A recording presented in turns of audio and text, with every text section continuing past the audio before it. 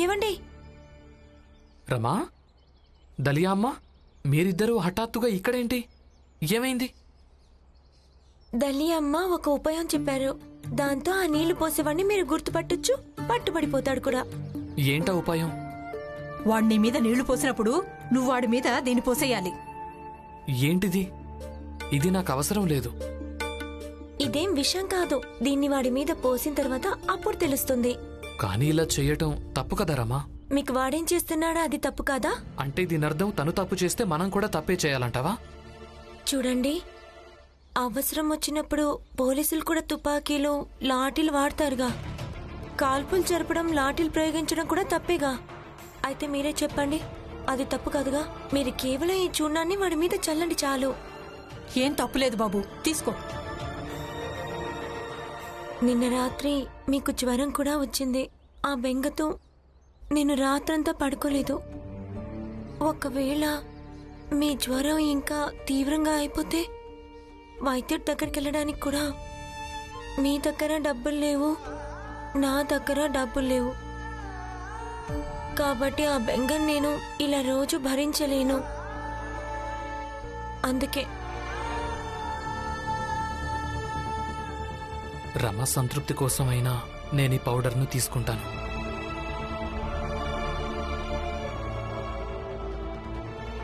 వెళ్ళొస్తాను. పదరమా.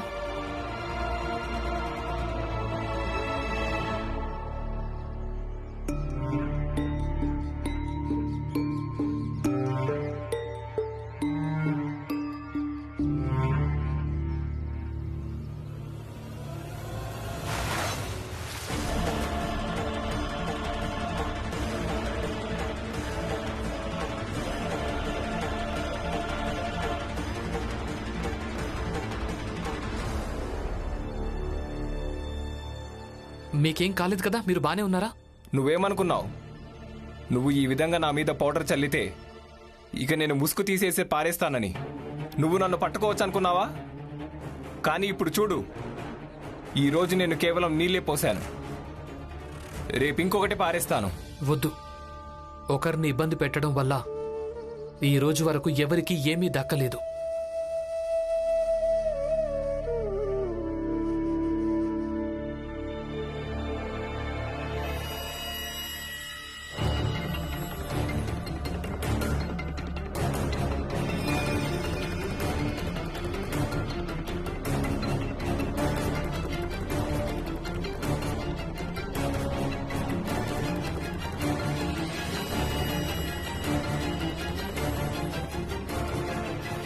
భీమరావ్,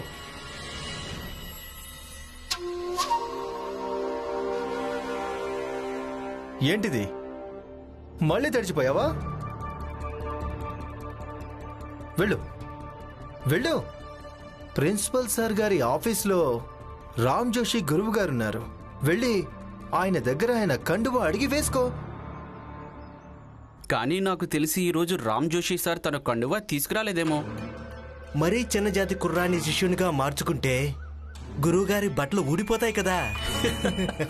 లేదు, ఈరోజు నాకంత అవసరం రానే రాదు. నేను విడిగా ఒక చొక్కా తెచ్చుకున్నాను నాతో. నువ్వు మరీ ఇంత మూర్ఖుడివా? నీ శత్రువు నుంచి నీ రక్షణ కోసం ఏ పథకం వేసుకున్నావో అది నువ్వే చెప్పావు. సరే, రేపటి నుంచి ఈ విడిగా ఉన్న చొక్కా కోసం కూడా పథకం వేసుకుంటాను. నరోత్తం, నరోత్తం, ఏమైంది? ఏంటో హఠాత్తుగా దురద పెట్టడం మొదలైంది. దలియా అమ్మ ఒక ఉపాయం చెప్పింది. దాంతో ఆ నీళ్లు పోసిన వాడిని మీరు గుర్తించొచ్చు, పట్టుబడిపోతాడు కూడా. వాణ్ణి మీద నీళ్లు పోసినప్పుడు నువ్వు వాడి మీద దీన్ని పోసేయాలి.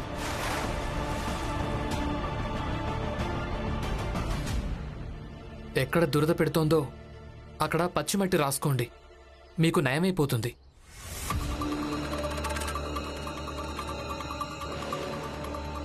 నువ్వు పౌడర్లో ఏం కలిపావు?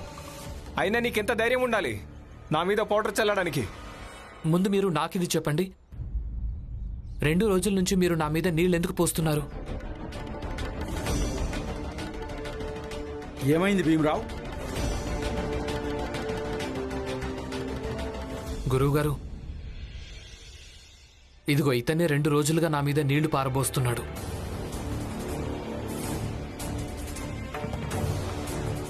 ఈరోజు కూడా నేను కాలేజీలోకి రాగానే ఈయన ఇలాగే చేశాడు.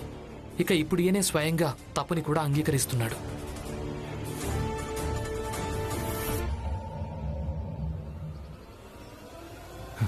మూర్ఖుడా, నువ్వు నీళ్ళెందుకు పోసావు? నరోత్తమ్ జోషి, మిమ్మల్ని మీరు మరీ అంత తెలివైన వాళ్ళం అనుకోకండి. మాకంతా అర్థం అవుతుంది నీళ్లు పోయడం వెనక ఎవరి హస్తం ఉందో. మీ దగ్గర ఏమైనా ఆధారం ఉందా? ఆధారం లేకుండా మీరు తనని ఉరికంబం ఎక్కించేస్తారా? సరే, అయితే ఎవరు పట్టుబడ్డారో వాళ్ళ తల్లిదండ్రులనే పిలుద్దాం. కాలేజీలోంచి తీసేస్తున్నట్టు నోటీస్ ఇద్దాం. అవును గురుగారు, నేనే చేశాను. కానీ నరోత్తమ్ జోషి నోర్మై, నువ్విరుక్కోవడమే కాకుండా ఇప్పుడు నన్ను ఇరికిస్తున్నావా? నరోత్తమ్ జోషి,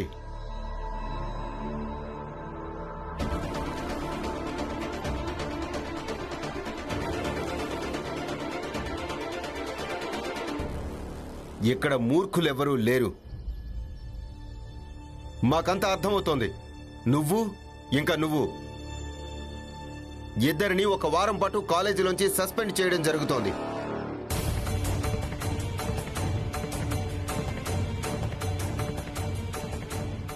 ప్రస్తుతం కేవలం 1 వారం పాటే చేస్తున్నాను.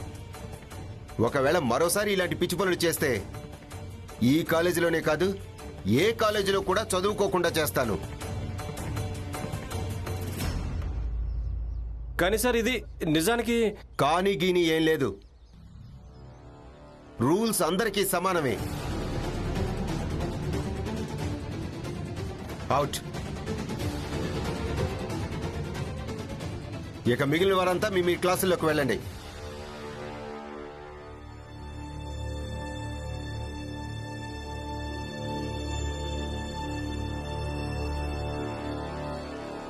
భీమరావ్,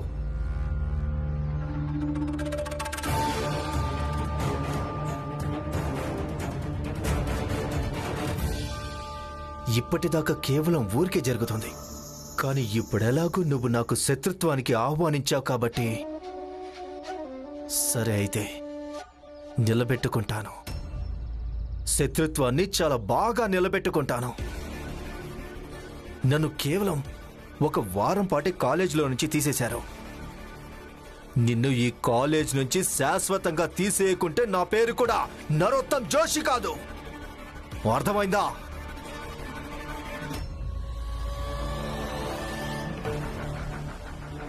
గుర్తుంచుకో.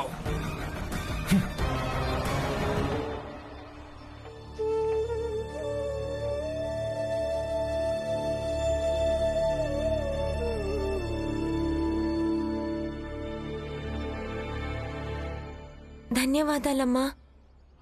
మీరిచ్చిన ఉపాయం వల్ల ఆ నీళ్లు పోసేవాడు పట్టుబడ్డాడు. ఇక ఇప్పుడైనా తడవాల్సిన అవసరం లేదు. కానీ రమా, భీమ్ రోజు కాలేజీకి ట్రాంక్లో వచ్చి వెళ్తుండేవాడు. మరి ఈ రోజు నడిచేందుకు వచ్చాడు? అమ్మా, ఇక మీ దగ్గర దాచేదేముంది? పదండి, చెప్తాను. పద.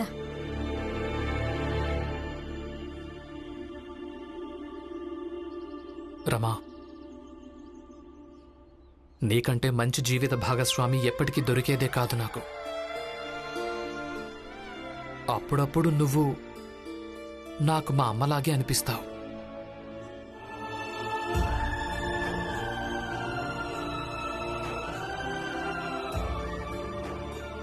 నా బిడ్డనేం చేయడానికి వీల్లేదు. వీళ్ళని తీసుకెళ్లిపోతారు. నా పిల్లల మీద చేయడానికి వీల్లేదు. ఈయనని జైలుకి తీసుకెళ్లలేరు. ఒకవేళ మీరు ఈయన జైలుకి తీసుకెళ్తే అప్పుడు నన్ను కూడా తీసుకెళ్ళండి. అమ్మ నన్నెంత జాగ్రత్తగా చూసుకునేదో. నా కోసం ఎవరితోనైనా గొడవ పడ్డానికి సిద్ధపడుతూ ఉండేది. నువ్వు కూడా పూర్తిగా అలాగే ఉన్నావు రమా.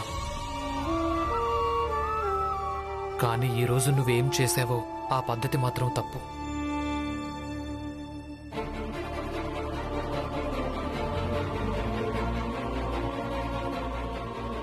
ఈ 1.5 ఆనా కూడా మీరే తీసేసుకోండి. కానీ రమాకు అలాగే తన తమ్ముడు చెల్లికి భోజనం మాత్రం పెడుతూ ఉండండి.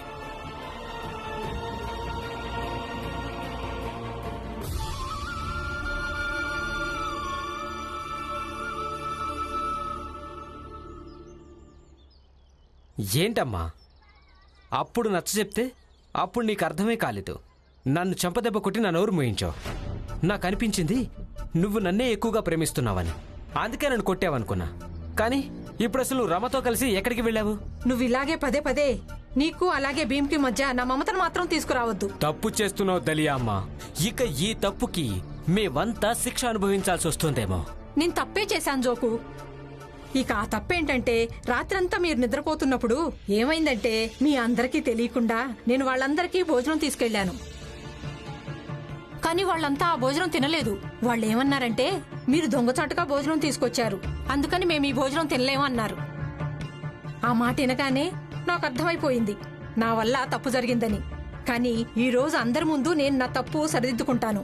ఇక మీ అందరి ఎదురుగానే వాళ్ళ కోసం భోజనం తీసుకెళ్తాను. బహుశా వాళ్ళంతా భోజనం చేస్తారేమో. ఈ దలియా అమ్మ ఎవ్వరికీ భయపడేది లేదు. నేను మీకు భయపడ్ను, ఆ జోషి గారికి భయపడ్ను. నాకు అసలు అర్థం కావడం లేదు. అసలు భీమరావులో అంతగా ఏముందని ఈ దలియా అమ్మ మరీ అంత ప్రేమను కురిపిస్తూ ఉంటుంది? నువ్వు నోరు మూసుకో. భీమరావు కొంచెం ఆగు. ఏం జరిగింది? ఏం లేదు, నేను ముందుగా ఏ ఆఫీసులో పనిచేస్తుండేవాడినో ఆ ఆఫీస్ నుంచి ఈ ఉత్తరం వచ్చింది. ఇది ఇంగ్లీష్లో ఉంది. భీమ్ దీన్ని చదివి నాకు చెప్తాడు, అలాగే దీనికి జవాబు కూడా రాసిస్తాడు. పోయినసారి భీమ్ జవాబు రాసిచ్చాడు, అది నాకు బాగా పనికొచ్చింది. కానీ భీమ్ అన్నయ్య ఈ ఇల్లు వదిలేసి వెళ్ళిపోయాడు కదా. ఎక్కడికి వెళ్ళిపోయాడు? అయినా ఎందుకు? వీళ్ళందరే తనను వెళ్ళగొట్టారు. అదేదో వీళ్ళకే ఇవ్వండి, బహుశా చదివి చెప్తారేమో. ఏమంటున్నారంటే భీమ్లో అంత ఏముందని, ఈ ప్రత్యేకతే ఉంది. మీరు వెళ్ళి తనను వెతుక్కోండి. ఇక్కడ మీ ఉత్తరం చదవటం ఎవరికి రాదులేండి. డొక్క చింపితే ఒక్క అక్షరం ముక్క రాదు.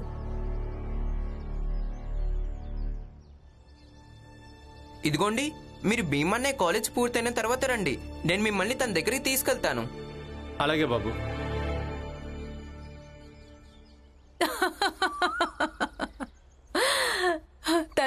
తర్వాత ఏమైంది మీకు తెలుసా?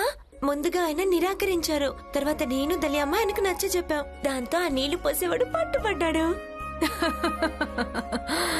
సరే, మంచిదైంది. నీకు తెలివితేటలు పెరుగుతున్నాయి. నీకిన్ని తెలివితేటలు ఎక్కడి నుంచి వచ్చాయి? అది మీతో కలిసి ఉండడం వల్ల. నాతో కలిసి ఉండడం వల్ల అన్నావు సరే, కానీ భీమ్తో ఉండడం వల్ల కూడా, అవునా? మీలో మీరే నవ్వుతూ ఉంటారా, లేక మాకు కూడా ఏదైనా కాస్త చెప్తారా? మేం కూడా నవ్వుతాం కదా, లేకపోతే మమ్మల్ని కుటుంబంలో భాగమే అనుకోవడం లేదా మీరు? ఏమో అత్తయ్య, మన గురించే మాట్లాడుకుంటూ నవ్వుకుంటున్నారేమో. నీకెప్పుడూ అలాగే అనిపిస్తుంది. అలాంటిదేమీ లేదు లక్ష్మి.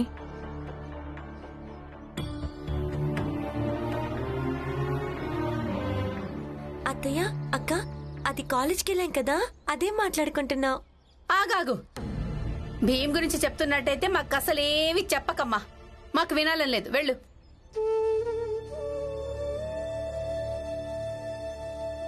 అందుకే మీకేం చెప్పడం లేదు. ఎందుకంటే ఆయనకు సంబంధించిన ఏది మీకు ఇష్టం ఉండదు కదా.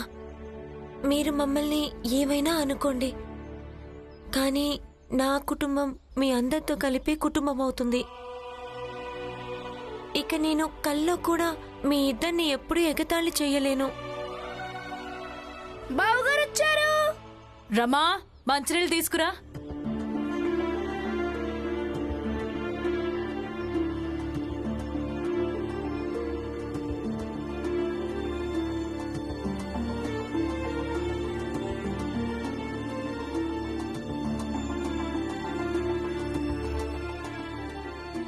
నీతో కొంచెం మాట్లాడాలి. వస్తానత్తయ్య. ఇప్పుడు వీళ్ళిద్దరూ కలిసి ఒంటరిగా కూడా మాట్లాడుకుంటారా? చూడు రమా, మీరు నాకు ధన్యవాదాలు చెప్తారా? నేను ఆ నీళ్లు పోసేవాడిని పట్టుకోవడంలో మీకు సహాయం చేశానుగా. లేదు రమా, నువ్వు చేసింది తప్పు.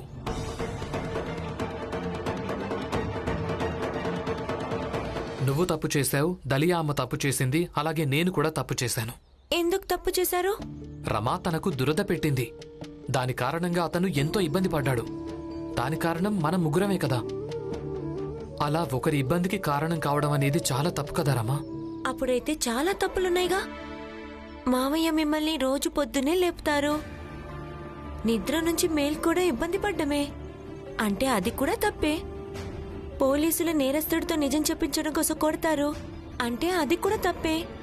అలాగే ఈశ్వరుడి గురించి మీరు మాట్లాడుతుంటారో తను అందరివాడని, తను కూడా తన ఎండతో అందరిని ఇబ్బంది పెడుతుంటాడు, అది కూడా తప్పేనా? చూడు రమా, నువ్వు విషయాన్ని అర్థం చేసుకోవటం లేదు. చూడండి, తప్పు చేసినందుకు శిక్ష పడాల్సిందే. ఇక శిక్ష లేకుండా ఏ అపరాధమైనా సరిపోదు. అది నాకు తెలుసు, మిగతా నాకేం తెలీదు. అంటే నువ్వేమనుకుంటున్నావంటే అది ప్రతి తప్పుకి శిక్ష వేయటం సరైందేనని. అవును, ఇలాంటి తప్పుకి అలాంటి శిక్ష. అందరూ రండి, సామాన్ సర్దుకోండి. ఎక్కడికెళ్ళాలి? నేను ఇల్లు వెతికాను. ఇక్కడికి ఎంతో దూరం కాదు, భయానా కూడా నేను ఇచ్చేశాను. జీజాబాయ్, లక్ష్మి, సామాన్ సర్దుకోండి.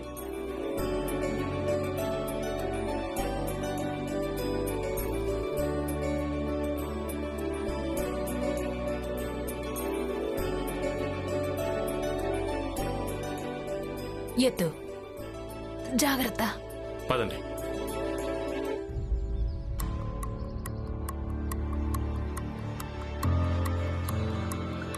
అయ్యో, అందరూ ఇక్కడే ఉండాలి, ఎక్కడికి వెళ్ళిపోయారో ఏంటో.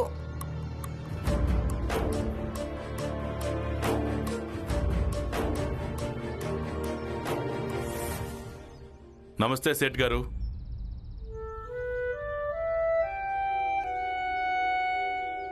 అద్దె సమయానికి ఇవ్వాల్సి ఉంటుంది.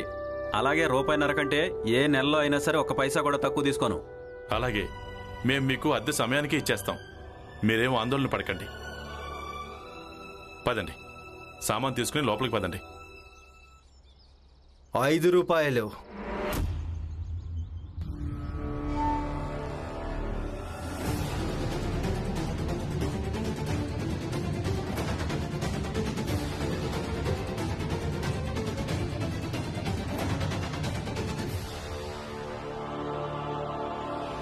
₹5 నెలకు అద్దె మీకు నేనిస్తాను. 5 రూపాయలా? ఈ ఇల్లు నాకిచ్చేయండి.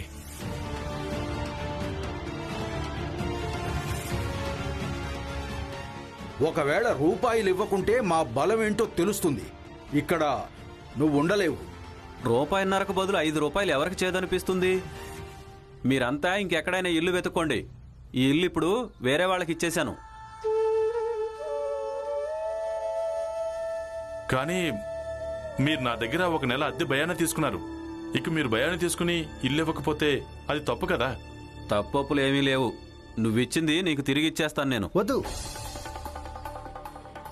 మీ భయానా కూడా వీళ్లకు నేను తిరిగిస్తాను.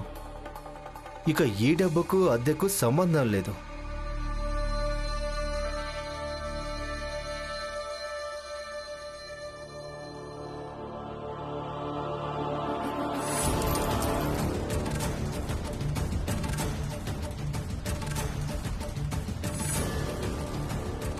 లెక్క పెట్టుకోండి. ఒకవేళ ఎక్కువగా ఉంటే మీరు టీ తాగండి నా తరపున.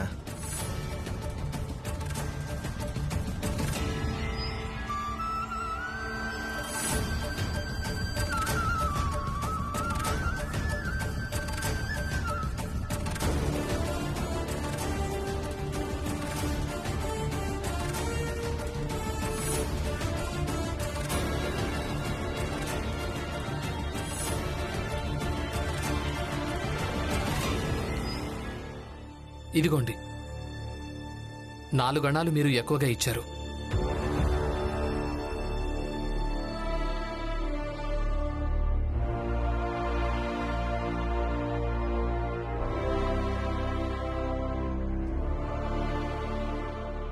అన్నట్టు మీరు చెప్పింది నిజమే. మేము ఎక్కడికి వెళ్ళినా కూడా మాకంటే ముందు మీరే అక్కడ ఉంటారని. మా వల్ల జరిగిన తప్పేంటంటే మేమసలు ఇల్లు ఎందుకు వదిలేశాం. కానీ ఇప్పుడు మేమా తప్పుని సరిదిద్దుకుంటాం. మేమింకెక్కడికో వెళ్ళిపోం. మీరు మమ్మల్ని వెళ్ళగొట్టిన అదే ఇంటికి ఇప్పుడు మేమంతా మళ్ళీ తిరిగి వెళ్ళిపోతాం.